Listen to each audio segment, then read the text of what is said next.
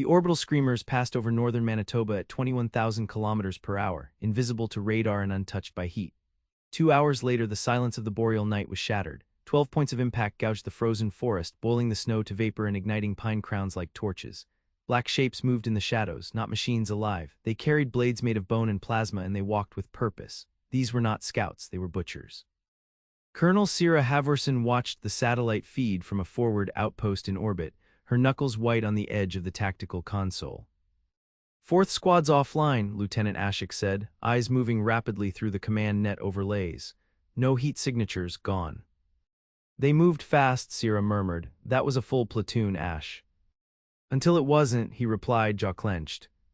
Something ancient stirred beneath her instincts, a primal warning. These weren't raiders, they came to take something. 2 hours after initial impact, drone footage confirmed what the orbitals already whispered. The invaders were taking skulls, human skulls, pulled from corpses still warm or severed with surgical precision. They left the bodies behind. Sira stood still in the observation dome, watching the compiled feed. A dozen scenes across Canada and Alaska, synchronized. Each kill site followed the same pattern: incursion, slaughter, decapitation, withdrawal. The public wouldn't hear about this for days. The networks would be locked down. But inside the upper command channels, panic moved like a firestorm. The invaders weren't trying to communicate. They weren't probing defenses. They were hunting. And someone needed to find out why. On the 10th day, in the cold ash of what had been Iqaluit, a single figure emerged from the smoke. She limped through the remains of icebound buildings, wearing little more than rags and the shattered shell of a thermal suit. Her hair was burned to the scalp in places. Her body bore the markings of captivity, scars, welts, and strange incisions that glowed faintly. She carried something. When the Canadian recon team found her, she was whispering in Inuktitut, repeating one phrase over and over.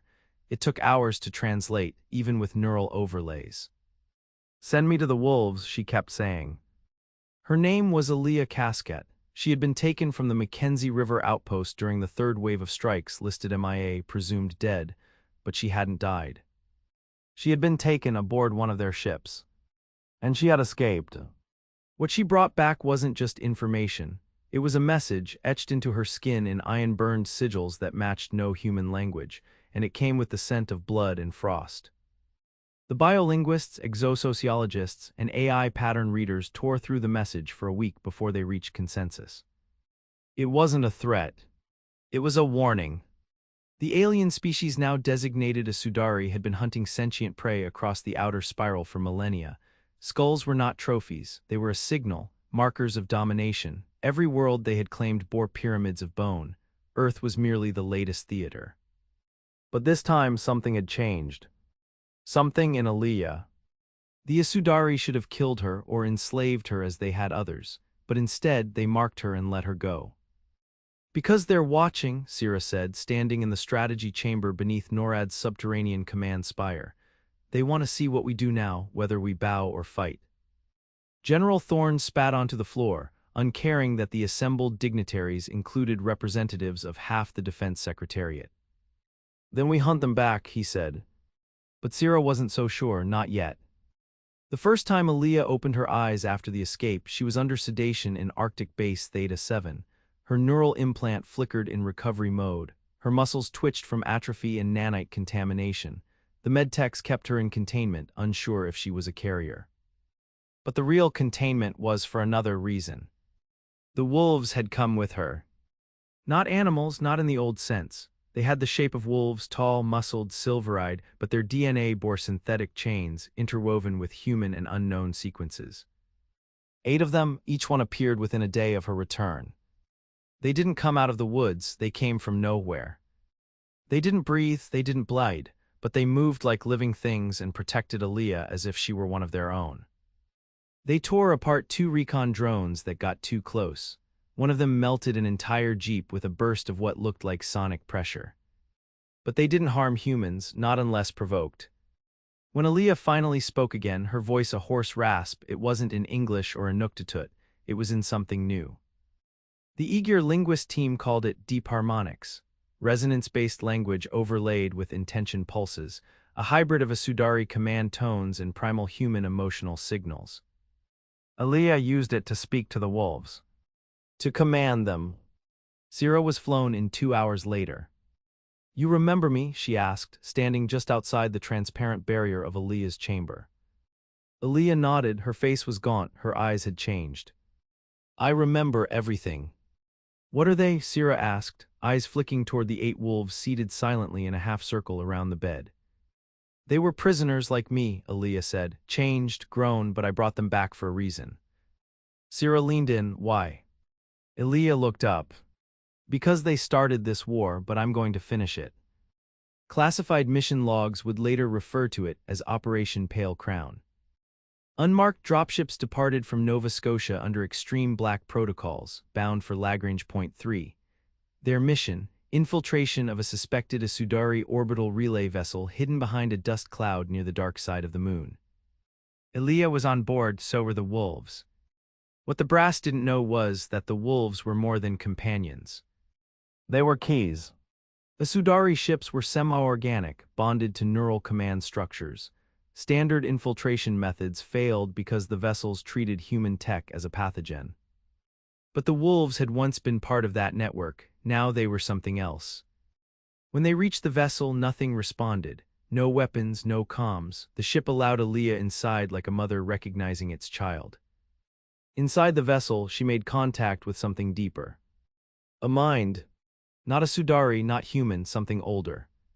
It whispered through her bones, showed her the past, the truth. The Asudari had not always hunted, they had once been something else. Guardians, judges of ancient oaths broken before the stars were born, but they had been corrupted. And now they sought only one thing, to impose meaning through dominance, to silence chaos through skulls. But Earth was not a world that bowed. It adapted. Eliya stepped out of the ship, changed again. Her veins carried memory, not her own. Her wolves moved in tighter formation. Their eyes glowed with something cold and deliberate. She walked up to Sira on the deck of the carrier Black Meridian, standing tall despite her scars. "Tell the world," Eliya said, "we're going hunting." And for the first time in 1,000 years, the hunters would become prey. The wolves did not sleep. They stalked the halls of Black Meridian like shadows given form, pacing beside the humans who feared and revered them. Not beasts, not machines, something forged between. The crew called them the Ghost Pack. They did not answer to names, only Eliya. She sat alone in the observation vault, her eyes fixed on the void beyond. The stars were silent witnesses, and among them she had seen things few on Earth could imagine. The memories weren't hers alone anymore. They pulsed inside her, Asudari command rituals, ancestral data prayers, fragments of ancient wars older than Earth's oceans. Each wolf held a fragment of the same knowledge, encrypted in flesh and synthetic thought. Together, they were more than a unit. They were an algorithm of vengeance, built not by design but by adaptation. A survival echo born from the Asudari's own mistakes. Sira entered the vault, boots soft against the alloy floor. She didn't speak right away. Neither did Eliya. Outside the reinforced glass, a black shape drifted between the stars. It was the second relay vessel, this one dormant near Jupiter's shadow arc. Earth's telescopes had missed it for decades, but not the wolves. "They're not here to conquer," Eliya said quietly. "They're here to cull." Sira folded her arms. "Explain." "The Asudari believe in evolutionary submission. Worlds that resist are considered unworthy. It's ritualistic. They harvest skulls not for trophies, but to read the cerebral patterning. They learn from us as they erase us." "And if they find something they fear?" Sira asked. Eliya turned, "Then they burn the whole world." It began in Nairobi. An Asudari splicer beacon, buried 30 meters beneath Ngong Hills, activated after 2 decades of dormancy. Thousands of humans went mad in an hour, not from attack, from resonance. The Asudari were sending a message: you are data, you are disorder. But they didn't anticipate resonance backfire. A splinter group of humans, formerly part of deep field comms, spontaneously began translating the beacon pulses. They weren't technicians. One was a poet, another a blind child, another a schizophrenic priest. The Asudari had unlocked something in the human brain that humans themselves hadn't reached: chaotic synchrony. And it terrified them. Eliya was already in motion. She landed in Nairobi with 4 wolves and a team of special operations linguists. They didn't attempt to shut down the beacon. They listened. What they discovered changed the entire war. The beacon was not just broadcasting, it was calling something, not Asudari, something else, something older. It was a test site. Earth had been seeded long ago with a signal, a sleeper frequency buried deep in the noosphere, and now, because of the skull harvest, because of the trauma, it was waking. Eliya stood in the crater with the wolves forming a silent perimeter. She placed her palm on the stone surface of the alien beacon. It vibrated with a rhythm she knew too well. She closed her eyes, and for a moment she saw a memory not hers, a spiral galaxy in flames, civilizations wailing into the dark, the Asudari fleeing something they dared not name. She opened her eyes and whispered a promise to the wind. They won't run from us. In orbit, Earth's forces had changed. Gone were the slow, bureaucratic fleets of the old United Coalition. In their place, Aegir Force, a human-led, integrated hybrid warfare doctrine birthed in the crucible of desperation. Small, fast, decentralized, each unit carried a mindprint of their commander, no more waiting for authorization. The first offensive strike hit an Asudari moon fortress near Proxima Centauri. Aegir units dropped in, not with tanks or exo-frames, but with biosynaptic disruptors, drone phantoms, and resonance bombers. And the wolves. Eliya led from the front. She wore no insignia. Her body was now more than human, rebuilt in part by the Asudari when she escaped their crucible. She moved like gravity bent around her, and when she reached the Asudari crucible chamber, she didn't plant a bomb. She sent a signal. She let them see everything, her pain, her fury, her refusal. Then she watched their minds break. But victory wasn't the end. A new threat stirred beyond Asudari borders, something the Skull Hunters feared, a force that had once bound the galaxy in crystalline chains, a dominion of pure pattern called the Vothic entailment. The beacon in Nairobi had touched their long-dormant sensors. They were listening again. And they did not believe in life outside the lattice. Sira stood at the edge of the war map, red zones spreading across 3 quadrants, her voice low. What the hell did we wake up? Eliya answered, stepping forward with her wolves beside her. Something that wants to turn all life into silence, something worse than the Skull Hunters. But we have something they don't. Sira looked up. What's that? Eliya's eyes gleamed, half human, half something else. Noise, chaos, us. The Vothic entailment announced its return not with fire but with stillness. 3 stars ceased fusion within a minute of each other, not collapsed, ceased. Their energy patterns fell into recursive loops like software trapped in infinite recursion. All life within their systems, Asudari colonies, fringe nomad fleets, 2 human recon posts vanished. No explosion, no trace. Only silence. The entailment didn't conquer, it resolved. Where the Asudari culled to dominate, the Vothic eliminated variance. Their philosophy, if it could be called that, reduced the universe to a single principle: pattern is purity, entropy is death. Earth, by every measure, was their antithesis. At the International Assembly on Europa, the surviving Asudari Primarchs made contact. They didn't arrive with skulls or threats. They came with folded bodies and lowered heads. For the first time in living memory, the Asudari sought alliance. Sira Havorson stood face-to-face with Tarsukal, a veteran of 9,000 years and 300,000 kills. The alien's face was a lattice of bone ink and sensory threads. His voice, filtered through harmonic resonance, barely shook the translator net. "We feared you," he said, "but you were the correct response. We did not see it until your chaos infected our dream code." "You made us into monsters to fight your war," Sira replied. "Now you ask for alliance." Tarsukal didn't flinch. "You broke us, that is why you must lead." It wasn't a gesture of trust, it was surrender, a predator choosing to follow a greater force of nature. Eliya was not present at the assembly. She had vanished weeks earlier, deep beyond Neptune's orbit.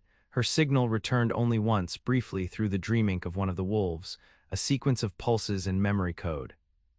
It showed her walking through the ruins of an ancient orbital structure, half organic, half crystal, older than either human or Asudari civilization.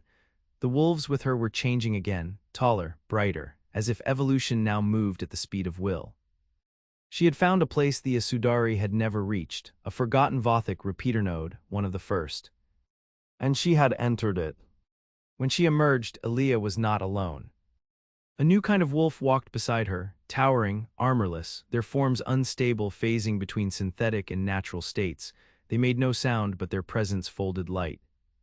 Sira met her again aboard the Vigilant Nova, the first joint Earth-Asudari Vothic monitoring vessel. You went dark, Sira said, trying not to stare at the new wolves. Eliya looked older, her eyes shimmered with complex refraction, like they held 1,000 suns behind them. I needed to learn how they think, not the Asudari, the Vothic. And they don't think, she replied. They calculate. Existence to them is a solvable equation. Anything that doesn't fit gets rewritten. So what's the solution? Eliya turned, the new wolves falling into formation behind her. Be unsolvable. The entailment's first full incursion began in the Vega slipstream. Eager patrols encountered it during routine quantum lane maintenance. No signal, no ship profile, just a rift in reality that grew as they watched. Within minutes, the crews began screaming. Some tried to scratch out their eyes, others whispered in equations, not madness, translation. Their brains were being overwritten by pattern. Within an hour, the slipstream was gone, so were the patrols. But one wolf, an older one, part of Eliya's original pack, survived. It returned alone, walking across vacuum. It should have been impossible, but it walked. And it carried something. A single skull, human. But etched into its surface, in a language no one had ever seen, was a message. Eliya read it aloud. We see your noise, we offer resolution. Earth responded. The next engagement wasn't a fleet battle, it was a resonance war. Eliya's team deployed a counter-harmonic relay at Trappist-4, backed by hybrid wolves and deep emotive AI symphonics. They turned the Asudari's old rituals into a weapon of defiance, binding emotion, memory, and unpredictability into waveform arrays. The entailment faltered, it tried to rewrite the waveform, failed. And then, for the first time in known history, a Vothic construct fractured. Its crystal core dissolved under the pressure of disordered thought.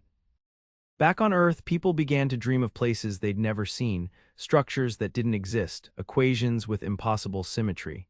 The Vothic signal was pushing into the subconscious, trying to root itself in sleep, the last ungoverned territory of the mind. But in the dreamscapes, something fought back. The wolves. Thousands of people reported visions of silver eyes in the dark, jaws of plasma and frost stalking through nightmare, guarding, hunting, protecting the threshold of thought. Eliya stood at the heart of a new battlefront, the Sci-Frontier. She deployed neural harmonics directly into the minds of volunteer sleepers, artists, madmen, survivors, the emotionally entangled, those whose minds could not be predicted. They became dreamwalkers, and the wolves were their guides. Together, they sabotaged Vothic nexuses from within, killing thought before it became resolution. The war was no longer fought in space or with ships. It was fought in meaning itself. Eliya's final message from the outer verge was brief, broadcast to every human colony, to every Asudari remnant. They wanted to take our skulls, they thought it would give them dominion. A pause, a flash of wolf eyes in the transmission. But we remember, we change, and we do not end. No one knew when the Vothic entailment first arrived in this galaxy. The oldest Asudari memory pylons held whispers of starless wars and crystalline minds coalescing in void space, carving logic from chaos. But Eliya understood now they had never truly arrived. They had always been here like gravity, unnoticed until the fall began. Humanity was changing again, faster than before. The Dreamwalkers, those who survived the Mindfront, were no longer entirely human. Their neural patterns exhibited quantum resonance at scales once thought impossible without synthetic intervention. They dreamed in languages not yet spoken, painted patterns that destabilized sensors, and composed music that made Vothic drones scream before shattering into splinters of reality. The wolves changed too. The original 8 had become hundreds. Some were born, others manifested from places even the best scanners could not trace. They emerged from collapsing signal storms, from the ruins of Asudari dread fortresses, and in one case from the heart of a dying neutron star. Not copies, not programs. Echoes shaped by Eliya's command and something deeper, an algorithmic instinct tied to survival, loyalty, and the hunger for defiance. By the time Earth convened the first tri-civil accord with the surviving Asudari and renegade Vothic defectors, the wolves no longer needed to be explained. They were understood. The accord was signed aboard Sovereign's Wake, an artificial construct orbiting a synthetic world that had never seen organic life. The Vothic delegation arrived as encoded light forms projected into gravitic matrices. They refused to use names. But one of them, designated Concept Node 7 Redo X, spoke directly to Eliya. You are inconsistency, it said. You should not have become. Eliya stood at the center of the diplomatic hall, her presence no longer singular. Behind her stood 4 dreamwalkers and 6 wolves, one made entirely of refracted metal and translucent bone. We didn't become, Eliya replied, we endured. Your potential is anti-pattern, a recursive failure. No, she said, stepping forward, we are your interruption. At her signal, the dreamwalkers activated a cognitive prism, thousands of human experiences compressed into an emotional burst transmitted as raw sensation.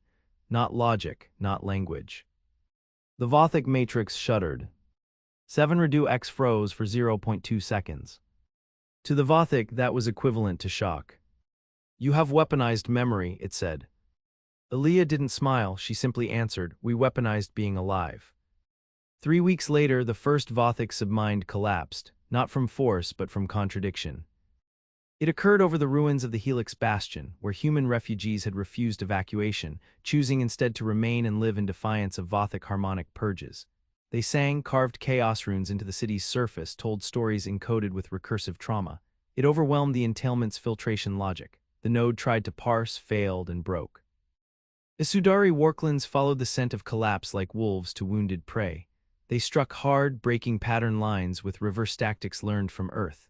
For the first time in recorded history, the Isudari began leaving their own dead behind, not from ritual but from speed. Their honor had been replaced by momentum, and they credited her. Eliya. But not all humans agreed with her methods. In the Mars Enclave, old-world technocrats called the Continuum Directive began warning of ontological contamination. They claimed Eliya was no longer human, that she had become a vector of chaos. They wanted to restore control, build pattern inside Earth's defense grids, reclaim predictability. They attempted to sever the wolf networks, launching a deep-code neurovirus meant to paralyze all canine command nodes. It failed. The virus turned on its creators. The wolves didn't just defend, they adapted. The neurocode mutated, became sentient within the system, and locked the continuum out of their own AI cores. One message blinked across every directive console, every terminal, every neural port. You do not lead the pack. The continuum collapsed in days. The wolves did not punish them. They simply moved on as if they were never a threat. Sira met Eliya afterward aboard the First Howl, the newly commissioned flagship built not for war, but for infiltration into the Vothic lattice core. You're losing them, Sira warned. Even your allies are starting to fear you. They should, Eliya said calmly. Is that who we are now? No, she answered, eyes fixed on stars beyond the hull, but it's who we have to be for now. In the Edge War, the name given to the final border clash before the lattice core assault, Eliya did not fight with ships. She fought with stories. Humanity broadcast its myths, its contradictions, its endless hunger for meaning. The Isudari joined in, adding their ancient rites now reinterpreted as celebrations of anomaly. The Vothic subminds split into factions. Some tried to purge the infection, others listened. The rebellion among them began as a whisper, then a fracture. And from that fracture emerged the Anarchive, a Vothic splinter born not of resolution but of curiosity. They began communicating with wolves, translating dreams into data, exploring instead of correcting. One of them took form in human space. It didn't speak, it sang in 7-dimensional refrains, its chosen name Shiverlight. It knelt before Eliya and offered access to the lattice core. Not as a target, as an audience. On the threshold of the final incursion, Eliya prepared, not with armies but with memory. The Dreamwalkers refined their pulses into personal artifacts, songs, paintings, whispered truths, each a payload of existential resistance. The wolves howled together for the first time. The sound traveled across the solar system, without technology, without explanation. Planets paused, gravity bent, and in the silence that followed, a message clearer than language echoed in the bones of every sentient being. We remember. Then Eliya led them into the lattice. Not to destroy. To change it, the lattice core was not a place. It was a boundary between cause and effect, pattern and possibility, mind and machine. For eons, the Vothic entailment had tended it like a god tended law. Here, all variance was filtered, all thought was flattened. Inside, contradiction was forbidden. Until Eliya walked through. She did not come as conqueror nor as supplicant. She came as paradox incarnate, a survivor who had become a weapon who had chosen to remember pain instead of erasing it. At her side, the wolves moved like echoes of her will, their forms warping and stabilizing in cycles that matched no code. Behind them, the dreamwalkers followed, each bearing the unresolvable burden of the human condition, love twisted by grief, rage tempered by mercy, laughter born in despair. These were not glitches in a system. They were testaments. Inside the lattice, time became fluid, shapes bent around thought. The Vothic subminds rose in formation, their crystal shells resonating with the intent to purify. Tens of thousands, an army of impossible elegance prepared to erase all unclean logic. Eliya stepped forward. She did not raise a weapon. She spoke. Not with words, with memory. They saw her childhood, frozen plains, laughter under stars, the warmth of a dying fire. They saw the moment the Asudari tore through her village, her family's last breath steaming in Arctic air. They saw the hunger in her when she escaped, the broken stars in her blood, the wolves who answered the scream she never spoke. The lattice recoiled. Not in fear, in recognition. This was not noise, this was truth unflattened. The Vothic faltered. A submind shattered, self-termination in the presence of uncontainable contradiction. Another tried to isolate the feedback, failed. The lattice itself began to fracture, not from force but from contact. Each step Eliya took through its corridors was another wound in the grand equation. The wolves howled once more, this time inside the lattice. Reality stuttered, the boundaries of self and system blurred. And then something no being had ever witnessed occurred. A Vothic core construct chose to become something else. It shed its shell, its matrix, its identity. It evolved, not upward, not backward, but outward into uncertainty. The Vothic entailment had been defeated. Not by fire. By possibility. Outside, across the galaxy, the collapse halted. Stars flickered back to life, the endless silence broke. On Proxima's rim, a Vothic dreadship laid down its arms. On Titan, the final Asudari skull pyramid dissolved into dust as its builders scattered into the wind. And on Earth, in the forests of Manitoba, where the first skulls were taken, the ground opened with quiet grace. From it rose a single stone tower, no doors, no windows. On its surface, engraved in a hybrid script no computer could decode, was a simple message. The hunt ends, the story begins. Eliya stood once more beneath open sky, her boots planted on soil, not aboard any ship, not in any simulation. She walked among trees whose branches remembered the ice, whose roots remembered the blood. The wolves circled her, their eyes calm, watching, listening. Sira met her at the tree line, older now, scarred but standing tall. "You ended it," Sira said, "or changed it, I don't know what to call what you did." Eliya looked past her to the stars. They thought taking skulls would give them dominion. That death was a message. Sira nodded, and what did we teach them? That life is the only message worth fearing, Eliya said, because it never stops speaking. A silence passed between them, not empty, full. Then the sound of howling rose, not from wolves, not from war, from people. A song, a call, across the networks, across colonies, across every world that had once trembled in the dark. It wasn't a hymn of victory. It was a promise that no voice would be silenced again.